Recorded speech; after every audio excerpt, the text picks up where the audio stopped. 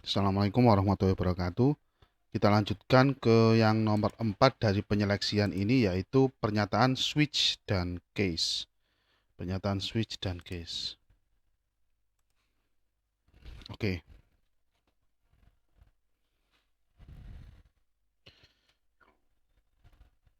Sebuah struktur percabangan yang akan memeriksa suatu variabel. Nah, ini perlu dicatat. Ini dia akan memeriksa suatu variabel. Anggap saja mudahnya itu hanya memeriksa satu variabel. Nah, seperti itu. Contoh, kondisi dari port A. Nah, dalam hal ini memeriksa kondisi port, kita contohkan port A atau port B atau port C atau port D boleh. Nah, memeriksa kondisi dari port A. Seperti apa kondisinya, logiknya seperti itu. Atau memeriksa nilai dari sensor. Nilai sensor variabel di sini ya. Atau nilai-nilai yang lain, terserah sesuai dengan kebutuhan Anda ya. Memeriksa suatu variabel ini berupa kondisi dari port atau nilai sensor atau nilai yang lain. Lalu menjalankan perintah-perintah yang sesuai dengan kondisi yang mungkin terjadi untuk atau pada variabel tersebut. Anggap saja yang mungkin terjadi pada, anggap saja nilai sensor ya, sensor ultrasonik di situ. Nah, anggap saja pada saat jaraknya 5 cm apa yang harus dilakukan. Pada saat jaraknya 10 cm apa yang harus dilakukan. Pada saat jaraknya sekian apa yang harus dilakukan. Nah, seperti itu. Atau kondisi port, umpamanya portnya ada salah satu tombol yang ditekan di port itu, anggap saja tombolnya jumlahnya 8.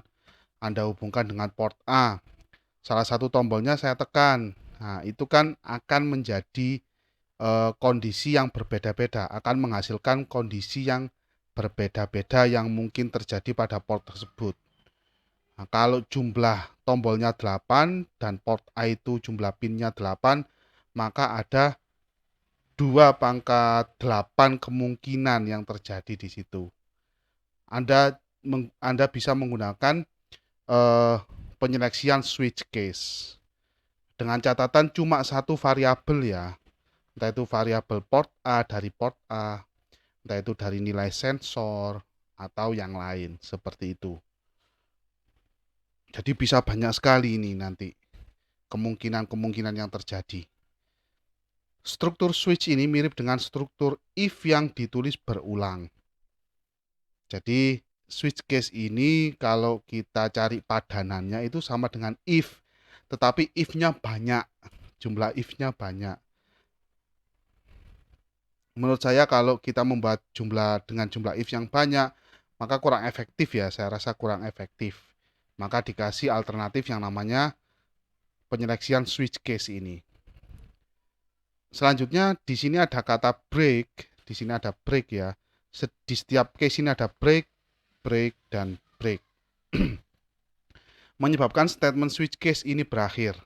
Jadi kalau awalnya switch case ini itu dari buka kurung yang ini dan berakhir di buka kurung yang bawah ini, maka pada saat ada salah satu saja case yang benar di sini ya, case yang sesuai atau benar, maka pasti dia akan diakhiri dengan break, di mana break ini akan mengakhiri semua proses switch dan case. Sudah selesai. Nah, programnya akan turun ke bawah ini, paling bawah ini. Jadi seperti itu. Nah, itu sekilas cara kerja dari switch case. Biasanya digunakan pada setiap akhir case kan ya, breaknya berada di masing-masing akhir case ini. Oke, untuk format penulisannya bisa kita lihat switch ya. Switch diawali dengan switch, terus buka kurung, nilai di sini nilai dari variabel. Nilai dari variabel. Ya, nilai dari variabel. Selanjutnya eh, nilai dari variabel, terus di sini ada buka kurung, di sini dulu buka kurung, terus ada case label 1. Case label 1. Nah, label 1 ini biasanya diisi dengan nilai. Nilai. Begitu juga label 2 diisi dengan nilai. Nah, kita cari mana yang cocok antara nilai yang ada di label 1 dengan variabel nilai yang ada di sini. Nah, kalau ada salah satu yang cocok, anggap saja cocoknya di label 2. Nah, ini sesuai antara variabel nilai dengan label 2. Nah, ini sesuai nilainya antara variabel nilai dengan label 2. Maka statement yang ada di dalam case label 2 ini akan dieksekusi. Dieksekusi atau dijalankan. Dijalankan. Setelah statementnya dijalankan, terus break, udah selesai. Switch case-nya sudah selesai. Berarti break itu sebagai pengakhir lah ya. Break itu sebagai pengakhir, sudah selesai. Yang case umpamanya ada case di bawah-bawahnya di sini, anggap saja case-nya sampai 20. Nah, ini titik case label 20. Nggak akan dilihat, case-case di bawahnya nggak akan dilihat karena sudah selesai. Karena sudah break selesai. Itu. Nah, selanjutnya ini kalau kita lihat flowchart-nya kurang lebih seperti ini. Perlu diingat dari sini ya, di sini dulu. Nah, di sini ada default, di default ada defaultnya paling bawah ya, ada defaultnya. Nah, default ini akan dieksekusi jika semua nilai pada case atau label pada case itu tidak memenuhi atau tidak sesuai dengan variabel yang ada di dalam switch ini. Jadi paling terakhir itu default itu. Kalau nggak sesuai semua, jatuhnya ke default, terus di break selesai. Seperti itu. Ini flowchartnya, diagram alirnya dari switch dan case. Contoh di sini ada switch data.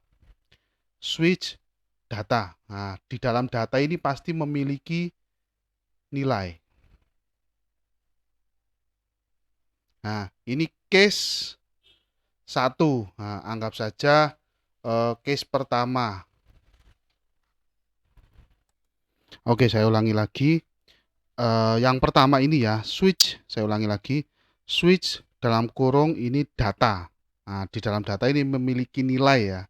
Di dalam data ini atau variabel data ini memiliki nilai. Kita contohkan variabel data memiliki nilai. Nah, terus kita turun, kita cek ke case atau pada case yang paling atas. Case ini berurutan ya, pada case yang paling atas dulu. Kita cek case pertama. Nah, apakah yang ada pada case pertama ini nilainya sama dengan variabel data? Jadi di dalam data ada nilai. Nah, apakah nilai yang ditulis pada case ini sama dengan nilai yang ada pada variabel data? Seperti itu. Nah, jika sesuai nilainya atau sama, jika nilainya sama, ya, jika nilainya sama, maka akan ke sini, true. Nah, true dia akan mengeksekusi block statement 1. Block statement 1 atau statement yang ada di dalam case 1 dan diakhiri dengan break. Nah, diakhiri dengan break. Karena dia diakhiri dengan break, maka dia turun ke bawah sini. Selesai. Switch case-nya selesai. Jika benar. Nah, jika benar. Jika salah, maka dia akan lari ke case yang kedua. Nah, apakah nilai yang ada di dalam case 2 ini sama dengan nilai yang ada pada variabel data? Nilai yang ada pada variabel data, jika benar, maka dia ke block statement yang kedua. Miliknya case 2. Nah, dan diakhiri dengan break. Nah, break itu mengakhiri semua proses switch dan case di sini. Semuanya muaranya sama ke bawah ini. Nah, yang merupakan akhir sebagai ini ya, yang merupakan akhir dari proses switch dan case. Sudah selesai switch dan case-nya. Nah, itu kalau benar. Kalau salah, dia lari ke case-case selanjutnya. Dia akan dicek apa case ketiga ini nilainya sama dengan variabel data. Nilai yang ada pada variabel data. Dicek semua. Terus ada case lagi umpamanya, case yang keempat. Apakah case nilai yang ada pada case yang keempat ini sama dengan nilai yang ada pada variabel data? Dicek semua. Kalau benar, maka dia akan masuk ke block statement masing-masing. Setelah block statementnya sudah dieksekusi, ini yang case yang ke N ya, maka dia akan turun ke bawah dan proses switch dan case selesai. Seperti itu. Jika tidak ada yang benar di case-case tersebut, maka dia akan turun pada statement default. Statement defaultnya. Nah, turun di statement defaultnya, dieksekusi dan break, setelah itu masuk ke sini. Selesai sudah proses switch dan case. Nah, itu. Jadi yang paling atas itu case 1 dicek. Nah, terus turun case 2, case 3, case 4 dan yang paling bawah sampai case seterusnya ya sesuai dengan kebutuhan. Dan yang paling bawah itu ada default. Default selesai. Seperti itu. Default ini anggap saja jika tidak ada case yang sesuai atau case yang nilainya sama dengan variabel yang ada di switch ini, variabel data, nilai dari variabel data. Seperti itu. Nah, ini ada contohnya langsung saja. Ini diumpamakan di port A, kita punya di port A ya gampangannya ya. Kita punya push button di situ ya. Ini port A. Nah, saya gambarkan seperti ini. Kita punya push button, anggap saja kita gambar kasaran dulu di sini. Nah, push button. Ini juga ada push button. Ini juga ada push button di sini. Ini VCC. Nah, anggap saja seperti ini ya, anggap saja seperti ini. Dan ada push button, beberapa push button lagi. Nah, anggap saja seperti ini. Buatlah seperti ini. Oke, kita hubungkan dengan port A, ada beberapa push button. Jadi port A ini akan membaca nilai nilai dari push button yang ditekan. Jadi seperti itu. Ada beberapa push button dan semuanya dihubungkan ke port A. Nah, dari penekanan push button tersebut, maka dari penekanan push button tersebut, maka port A atau pin A akan membaca nilainya. Nah, di port A, nilai port A ini akan ditransfer ke variabel A. Di sini ada variabel A, terus switch A di sini, switch A. Nah, ini adalah variabelnya, variabel yang mana nilai dari variabel ini akan kita bandingkan dengan yang ada di case ini. Jadi umpamanya katakanlah nilai A sama dengan 5. Nah, maka akan dicek case yang pertama ini, case 0, apakah sama dengan nilai A 0? Tidak, di sini. Nilai ini akan dicek. Tidak, maka dilewati. Case nilai 1 di sini. Apakah nilai A sama dengan 1? Tidak. Turun sampai ke sini. Ketemu case 5. Apakah nilai A sama dengan case 5 ini? Mohon maaf, apakah nilai A sama dengan 5? Jawabannya iya. Maka statement yang ada di dalam case 5 ini akan dieksekusi, yaitu port B sama dengan 60 desimal ini ya.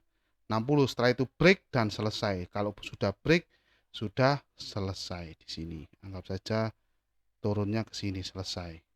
Di luar switch case. Seperti itu. Kalau variabel A nilainya sama dengan 10, nah di sini kan nggak ada 10, cuma 0, 1, 2, 3, sampai 5. Nah, berarti pada saat nilai A sama dengan 10, maka yang dieksekusi adalah default di sini. Jadi statement yang ada di dalam default ini akan dieksekusi dan break selesai. Seperti itu. Jadi seperti itu ya cara kerja switch dan case. Nah, ini diumpamakan port A ini adalah port yang dihubungkan dengan push button. Dari penekanan push button, satu push button atau beberapa push button akan dibaca oleh port A. Seperti itu. Nah, itu contoh gampangannya. Nanti untuk seperti apa rangkaian push button, cara pembacaannya, cara penginisialisasiannya dalam microcontroller akan kita bahas pada bab I/O. Pada bab I/O ada contoh-contoh. Nah, sementara kita tujuannya di sini adalah memahami cara kerja switch case. Nah, jadi itu. Jadi dicari nilai pada case ini yang cocok dengan variabel A di sini. Atau yang ada di dalam kurungnya switch ini. Dicari yang cocok. Kalau nggak ada yang cocok, larinya pasti ke default. Kalau ada yang cocok, satu yang cocok, maka anggap saja yang cocok ini case 3. Yang cocok, maka akan dieksekusi statement yang ada di dalam case 3 dan selesai switch case-nya. Seperti itu. Karena ada break gitu ya. Selanjutnya yang terakhir dari penyeleksian itu ada operator ternary. Operator ternary. Oke, kita lanjutkan yang kelima ini ya.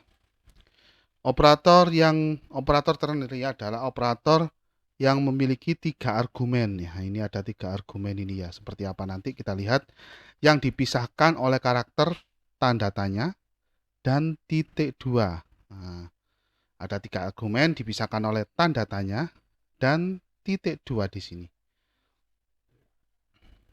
Operator ini merepresentasikan operasi assignment suatu variabel berdasarkan kondisi argumen sebelum tanda tanya.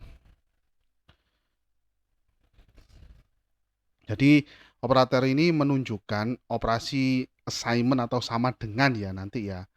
Merepresentasikan operasi assignment suatu variabel berdasarkan kondisi argumen sebelum tanda tanya ini. Kondisi argumen sebelum tanda tanya itu ini, kondisi.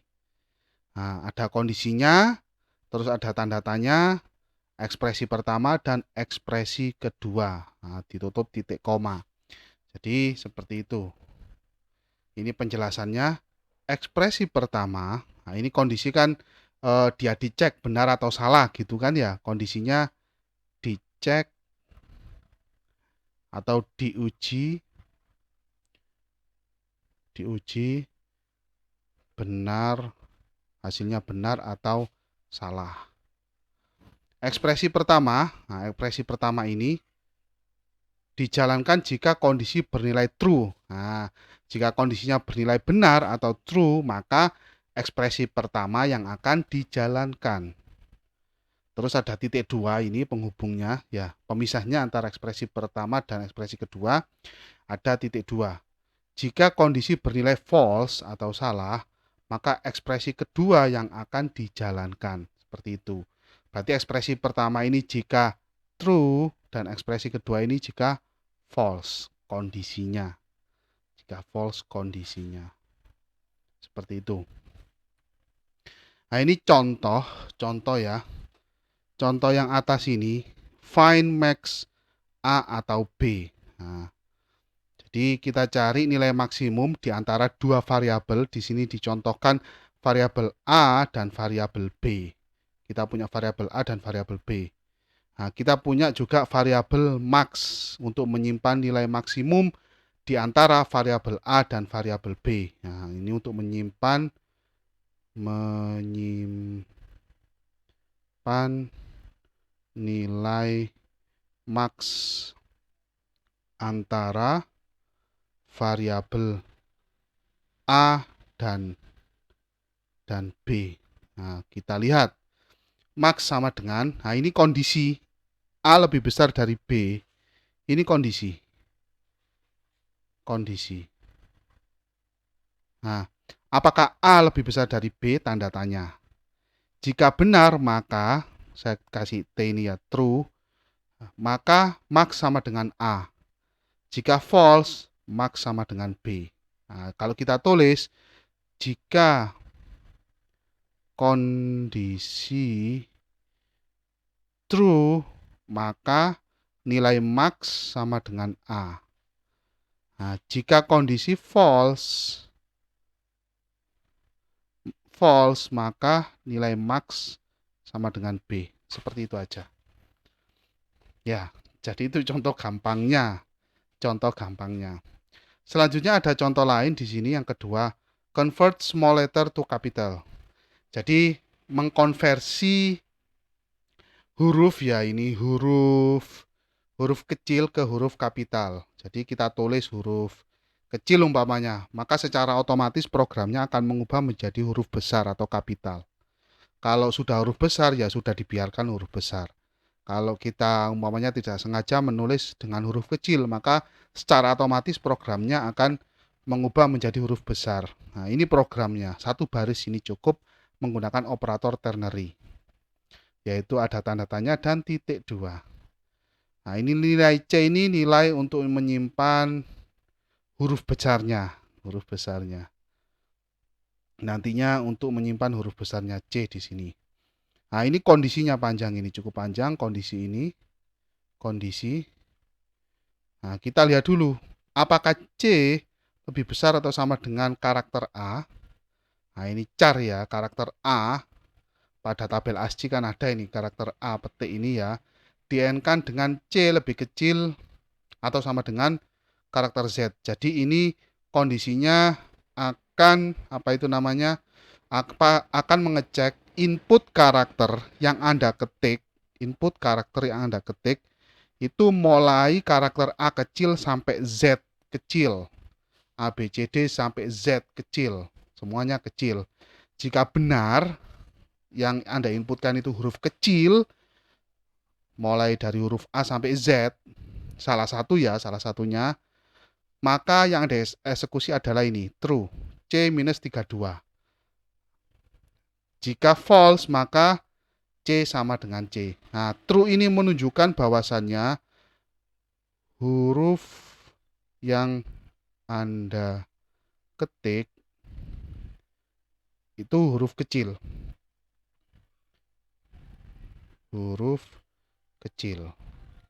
Nah, false ini menunjukkan huruf yang Anda ketik itu sudah kapital hurufnya. Dari pertama Anda ngetik sudah kapital. Nah, kenapa kok dikurangi minus 32 di sini? Kenapa C-nya dikurangi 32? Anda bisa merujuk ke tabel ASCII yang sudah ditunjukkan pada beberapa video sebelumnya. Itu huruf kapital itu selisihnya 32. Antara huruf kapital A besar dengan A kecil itu selisihnya 32. Huruf kapital duluan, baru di situ ada huruf kecilnya. Berarti dikurangi 32.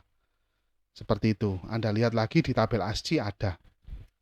Jadi kalau kondisinya di sini saya tulis ya, kalau kondisinya true, maka C sama dengan C-32. Gini. Kalau kondisinya false, maka C sama dengan C, gitu aja.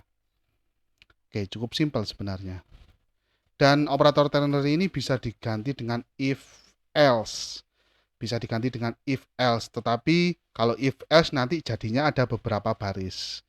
Kalau ternary ini cukup satu baris saja, tetapi Anda harus sedikit teliti ya.